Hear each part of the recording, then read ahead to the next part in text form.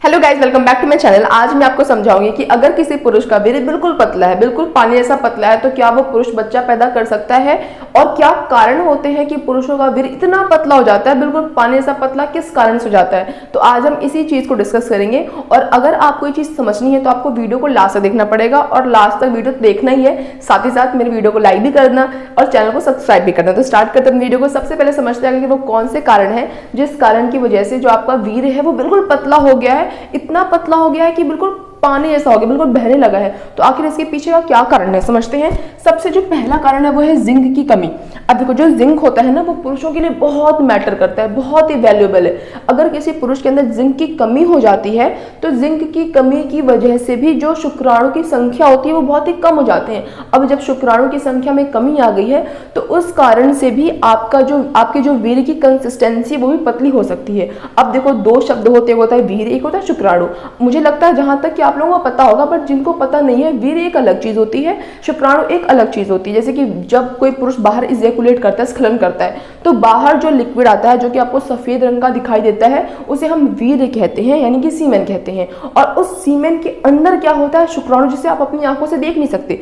वीर्य को तो देख सकते हैं ना, बट हम शुक्राणु को नहीं देख सकते। शुक्राणु इतने छोटे होते हैं कि वो हमको अपनी इन आंखों से दिखाई नहीं देते, उसके लिए हमको माइक्रोस्कोप की जरूरत पड़ेगी। तो शुक्राणु समझ में आया क्या होता है और वीर्य समझ में आया क्या होता है। बच्चा पैदा करने के लिए हमको वीर्य की नहीं, शुक्राणु की जरूरत होती है, क्योंकि शुक्राणु ही वो है जो कि जाके फीमेल के अंडे से मिलता है और बच्चा पैदा करने की प्रोसेस को स्टार्ट करता है। ठीक है, तो देखो, अगर किसी पुरुष के अंदर जिंक की कमी है तो जिंक की कमी होने की वजह से उसके शुक्राणु की संख्या में कमी आ सकती है और जिस कारण से जो वीर्य है उसकी कंसिस्टेंसी पतली हो सकती है। ठीक है, अब देखो आगे लिखा हुआ है शीघ्र पतन, कि अगर किसी पुरुष को शीघ्र पतन यानी कि प्री मैच्योर इजैकुलेशन की समस्या है, यानी वो जल्दी ही बहुत इजैकुलेट कर दे रहा है, तो उस कारण से भी क्या होता है, बार बार इजैकुलेट कर रहा है, बहुत ही जल्दी इजैकुलेट कर दे रहा है, तो उस कारण से भी क्या होता है कि जो वीर्य की कंसिस्टेंसी है, जो वीर्य का जो एक मतलब क्या कंसिस्टेंसी कह सकते हैं, वो बहुत ही पतला हो चुका है। ठीक है, अब देखो आगे लिखा हुआ है नियमित स्खलन करना, कि अगर कोई पुरुष है जो कि दिन में कई बार स्खलन कर रहा है, कई बार स्खलन करना मतलब कई बार इजैकुलेट कर रहा है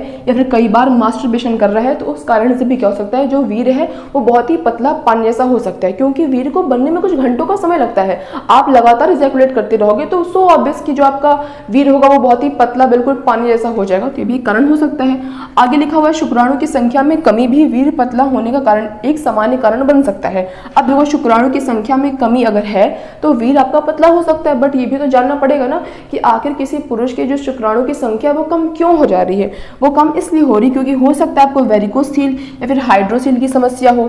जिनको पता नहीं है कि वेरिकोसील क्या होता है, हाइड्रोसील क्या होता है, मैंने एक वीडियो बना रखी जिसमें मैंने आपको बहुत ही डिटेल में समझाया कि वेरिकोसील क्या होता है और हाइड्रोसील क्या होता है। आप जाकर वो वीडियो चेकआउट कर सकते हो। ठीक है, तो अगर किसी पुरुष को वेरिकोसील की समस्या है, हाइड्रोसील की समस्या है, किसी पुरुष को अगर संक्रमण है तो भी उसके शुक्राणु की संख्या कम हो सकता है। किसी पुरुष को अगर ट्यूमर है तो भी शुक्राणु की संख्या पर प्रभाव पड़ेगा। अगर आपका हार्मोन असंतुलन हो गया है, यानी कि जो पुरुषों का जो मेन जो सेक्स हार्मोन होता है टेस्टोस्टेरोन, अगर आपका टेस्टोस्टेरोन हार्मोन बहुत ही कम हो गया है, फिर बहुत ही ज़्यादा बढ़ गया है, तो अगर आपके हार्मोन भी फ्लक्चुएट कर रहे हैं तो उस कारण से भी क्या हो सकता है, आपके शुक्राणु की संख्या में प्रभाव पड़ सकता है, शुक्राणु की संख्या में कमी आ सकती है।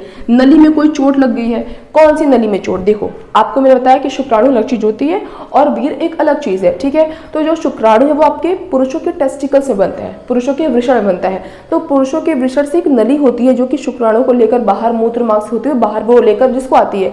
तो मान लो उस नली में ही चोट है। अब बहुत सारे लोग क्या होते हैं, बहुत ही टाइम से ट्राई कर रहे हैं बच्चा पैदा करने की, बट जब डॉक्टर के पास जाते हैं, डॉक्टर कहते हैं कि आप में ना लो स्पर्म काउंट की समस्या है, जिस कारण से आप बच्चा पैदा करने में आपको परेशानी हो रही है। बट बाद में टेस्ट करने के बाद पता चलता है कि उनके शरीर में शुक्राणु का उत्पादन तो हो ही रहा था, बट जिस नली से शुक्राणु को आना था उस नली में ही रुकावट थी, उस नली में ही चोट थी, जिस कारण से शुक्राणु बाहर आ ही नहीं पा रहे थे। इस कारण से उनको बच्चा पैदा करने में क्या होती है, प्रॉब्लम हो रही थी, बच्चा वो कंसीव नहीं कर पा रही थी उनकी फीमेल पार्टनर। ठीक है, तो नली में चोट भी क्या हो सकता है, शुक्राणु की संख्या में कमी ला सकता है, जिस कारण से आपका वीर्य पतला हो सकता है।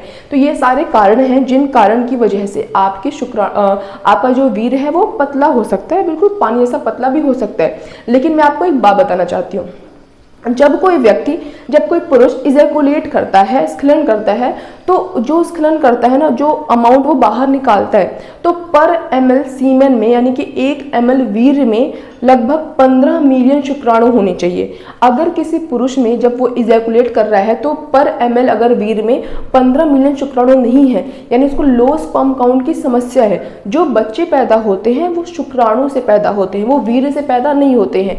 जो शुक्राणु होता है, जब शुक्राणु फीमेल के अंडाणु यानी कि अंडे से जाकर मिलता है, तब बच्चा बनने की आगे की जो प्रक्रिया है वो स्टार्ट होती है। तो मुद्दा ये नहीं कि आपका वीर्य गाढ़ा है, पतला है, पीला है, सफेद है, क्या है। मुद्दा ये है कि आप पे शुक्राणु है या फिर आप पे शुक्राणु नहीं है। अगर आप पे शुक्राणु है बट भले आपका वीर्य पतला है तो भी आप बच्चा पैदा करने में सक्षम रहोगे। बट आपका वीर्य बहुत गाढ़ा है, बहुत ज्यादा वीर्य बाहर निकल रहा है, लेकिन आपका जो शुक्राणु वो बहुत ही कम है, आपके उस वीर्य में शुक्राणु मौजूद ही नहीं है। अगर वीर्य में शुक्राणु मौजूद भी हैं तो वो मरे हुए शुक्राणु हैं। ऐसे शुक्राणु हैं जो कि मूव ही नहीं कर रहे, मूवमेंट शो ही नहीं करे, मोटिलिटी ही नहीं है उसके अंदर, तो आप पिता नहीं बन सकते हो। बात समझ में आपको आ रही होगी कि मुद्दा यही नहीं कि आपका वीर्य कैसा है, कितना है, क्या है। मुद्दा ये है कि उस वीर्य में शुक्राणु की स्थिति क्या है। शुक्राणु मौजूद हैं या फिर शुक्राणु मौजूद नहीं है, कहीं कम शुक्राणु मौजूद तो नहीं है, और अगर शुक्राणु है तो उनका प्रॉपर शेप एंड साइज भी होता है। जो शुक्राणु का एक शेप होता है वो परफेक्ट शेप की होनी चाहिए, तभी वो फीमेल के अंडे में पेनिट्रेट करके अंदर पहुंच पाएंगे। अगर आपके शुक्राणु की शेप अच्छी नहीं होगी तो वो फीमेल के अंडे तक पहुंच भी जाए बट उसके अंदर वो पेनिट्रेट अंदर उसके जा ही नहीं पाएंगे, तो फायदा कैसे शुक्राणु होने का। तो आपको अगर ये भ्रम है, जो मेन हमारा मुद्दा है आज का, कि अगर किसी पुरुष का वीर्य पतला है तो क्या उसको बच्चे होंगे या नहीं होंगे, तो इस बात का बच्चे होने से ना होने से कोई भी संबंध, कोई भी वास्ता नहीं है, क्योंकि जो बच्चा होता है वो वीर्य से नहीं, वो शुक्राणु से होता है। मुद्दा ये होना चाहिए कि आपका शुक्राणु कैसा है, कितना है, परफेक्ट है कि नहीं है, मूवमेंट कर रहा है नहीं कर रहा है, प्रॉपर उसकी लाइफ टाइम जिंदगी है कि नहीं है। इन सब ये सब जो चीज़ें होती है वो ज़्यादा मैटर करती हैं एज कंपेरिजन टू आपको जो वीर की जो कंसिस्टेंसी है कि गाढ़ा है, पतला है, मोटा है, क्या है, उन सबसे ज़्यादा फर्क नहीं पड़ता। तो लिखा हुआ है सीमेन के पतले, गाढ़े, पीला, सफेद होने से पिता बनने या आपकी मर्दानगी पर कोई प्रभाव नहीं पड़ता है। सीमेन के पतले होने की वजह मुख्य रूप से सेमिनल वेसिकल या प्रोस्टेट ग्रंथि भी हो सकती है। अब आप कहोगे ये कौन सी बला है भाई, ये चीज क्या है, तो ये चीज ये है कि जो आपका वीर्य बाहर निकलता है उसके अंदर 60% जो लिक्विड होता है वो सेमिनल वेसिकल से निकला हुआ होता है, 30% जो लिक्विड होता है वो प्रोस्टेट ग्लैंड ने निकाला होता है, और सिर्फ 10% ही स्पर्म होता है। यानी जो बाहर आपको लिक्विड दिख रहा है इजैकुलेट करने के बाद उसमें सिर्फ 10% ही स्पर्म है। तो आप बोलोगे जब 10% ही स्पर्म है और बच्चा पैदा किससे होता है, स्पर्म से होता है। तो ये सारी चीज़ें क्या है, ये सारी चीज़ें कुछ फ्लूइड है जो कि आपके स्पर्म को न्यूट्रिएंट्स वगैरह प्रोवाइड करते हैं, जिससे कि आपका जो स्पर्म है वो जिंदा रह सके, वो मूव कर सके, प्रॉपर अपना फंक्शन परफॉर्म कर सके, इसलिए ये लिक्विड्स होते हैं। तो अगर आपका वीर्य पतला है, इसका मतलब कि आपके सेमिनल वेसिकल्स की जो फंक्शन में कुछ प्रॉब्लम हो सकती है, आपके प्रोस्टेट ग्लैंड की फंक्शन प्रॉब्लम हो सकता है। इसका मतलब ये हरगिज नहीं है कि आपके स्पर्म की संख्या कम होगी। और एक बात और जो कि मैंने आपको स्टार्टिंग बताया था कि जिंक की कमी से क्या हो सकता है, शुक्राणु की संख्या में कमी आ सकती है और आपका वीर्य पतला हो सकता है। तो देखो ये बात बिल्कुल सही है कि अगर आपके शुक्राणु की संख्या में कमी है तो हो सकता है कि आपका वीर्य कैसा हो जाए, पतला। लेकिन ऐसा बिल्कुल सही नहीं है कि अगर आप ये सोचते हो कि अगर मेरा वीर्य पतला है इसका मतलब 100% मेरे वीर्य के अंदर शुक्राणु नहीं होगा, या फिर अगर आपको ये भ्रम हो कि मेरा वीर्य तो बहुत गाढ़ा है इसका मतलब मेरे पे शुक्राणु की भरमार होगी, तो ये भी बात बिल्कुल सत्य नहीं हो सकती है। क्योंकि वीर्य के पतला होने से, गाढ़ा होने से शुक्राणु की संख्या पे कोई प्रभाव नहीं पड़ता है। आपको टोटली यही डिपेंड करना पड़ेगा कि आपके शुक्राणु की संख्या क्या है, मूव कर रहे नहीं कर रहे हैं। बाकी ये सब चीज़ें आप ये हो सकते हैं वो आपको डॉक्टर के पास जाने पे तब पता चलेगा, जब आप अपनी रिपोर्ट चेक कराओगे कि मेरी रिपोर्ट में क्या आया है, कैसे आया है। तो मुझे लगता है आज की वीडियो मैंने आपको हर एक चीज़ बिल्कुल आराम से और डिटेल में समझा दी है। बट फिर भी कोई डाउट होगा तो कमेंट सेक्शन में कमेंट कर देना, वहाँ पे मैं आपको रिप्लाई दे दूंगी। बाकी ऐसे और इंटरेस्टिंग इन्फॉर्मेटिव टॉपिक्स के लिए मेरे चैनल सब्सक्राइब कर देना। अगर वीडियो पसंद आई होगी तो उसे एक लाइक जरूर करना।